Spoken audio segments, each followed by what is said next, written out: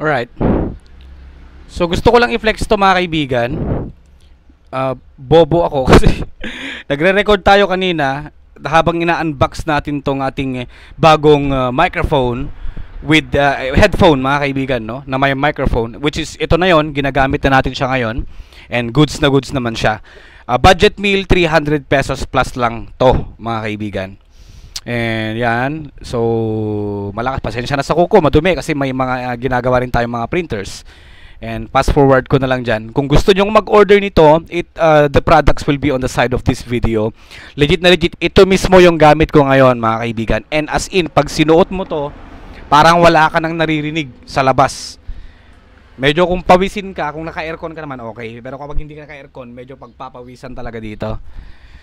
So may kasama na rin siyang connector kung cellphone ang gagamitin natin. Pang audio yan and at the same time pang microphone. So yan. Mahaba 1.5 meters if I'm not mistaken yung kanyang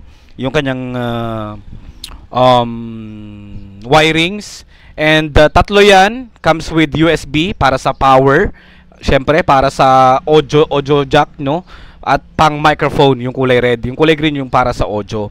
And so ito na yon, actual testing na natin mismo habang ako ay nagsasalita. Ito na yung ginagamit natin na microphone ng headphone na yan. So okay na okay siya.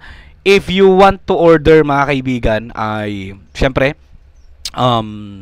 nandyan na mismo yung product natin. Alright, so yun lang yung review natin. Maganda tong product na to. Okay na okay yung kanyang audio. See you next time.